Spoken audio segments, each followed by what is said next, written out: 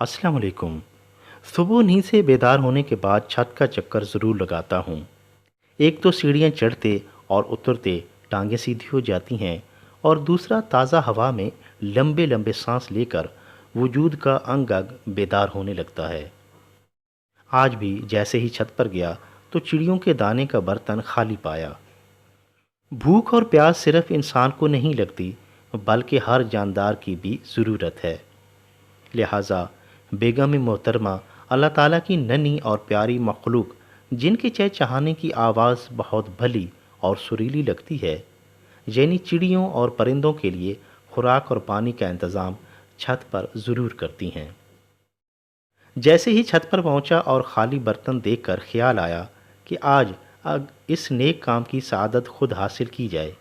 लिहाजा फ़ौरन वापस मुड़ा और नीचे से बाजरे का थैला उठाया और बर्तन को फिर भर दिया। इसी तरह दूसरे बर्तन को ताज़ा पानी से भर दिया। फिर मशरिक़ की तरफ मुंह करके लंबे लंबे सांस लेने की प्रैक्टिस करने लगा।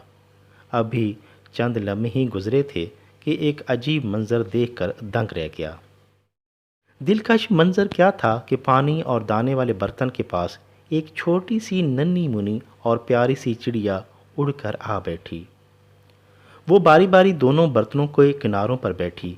खुराक का वाफिर ज़ख़ीरा देखकर वो खुशी से फुदकने और चहचहाने लगी। हैरत की बात ये थी कि भूखा होने के बावजूद वो खुद खुराक खाने की बजाय ज़ोर ज़ोर से चिल्लाए जा रही थी। मैं अभी हैरानगी के आलम में ही था कि एक और ख़ूबसूरत मंज़र मेरे सामने था। यकदम बहुत सी चिड़ियाँ वहाँ पर इकट्ठी हो गईं और उनकी खूबसूरत चहचहाहट ने सुबह के पुरनूर वक्त को और भी हसीन बना दिया। जब सब चिड़ियाँ इकट्ठी हो गईं तो फिर तमाम मिलकर दाना चुगने लग गईं। वो खुराक खा रही थीं, पानी पी रही थीं और खुशी से चहचहा रही थीं। थोड़ी देर के बाद वो पेट भरने पर वहाँ से उड़ी और छत की मुंडेर पर जा बैठीं। वहाँ भी वो सुरीले नगमे गुनगुनाती रहीं। फिर सब ने यकबारगी उड़ान भरी, मेरे गर्द एक चक्कर लगाया, गोया के शुक्रिया अदा कर रही हूँ। बल्कि एक चिड़िया तो इतने करीब से गुजरी कि उसका पर मेरे चेहरे के साथ टच करते आगे गुजर गया, जैसा कि फ़र्ते मोहब्बत से अपने मोहसिन के रुखसार पर बोसा दिया हो। और फिर झुंड की शक्ल में अटकेलियाँ खेलते और बाल खाते हुए फ़िज़ा में गायब हो गईं। ये मंज़र इतना मशहूर कुन और सहर अंगेज़ था कि काफ़ी देर मबहूत बना खड़ा रहा।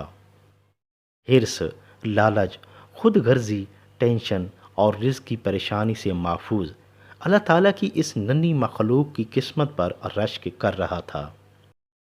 इस मुख्तसर से चश्मदीद वाक़या में इस प्यारी इंसान दोस्त मखलूक से कुछ सबक भी सीखा, जो कि आपके गोश गुजार करना चाहता हूँ। परिंदों को दाना डालो तो वो खुशी से चहचहाते हैं, शोर मचा के सबको बुलाते हैं और फिर सब मिलकर मज़े से खाते हैं। परिंदे लालची नहीं होते, उनको ज़्यादा का हिर्स भी नहीं होता।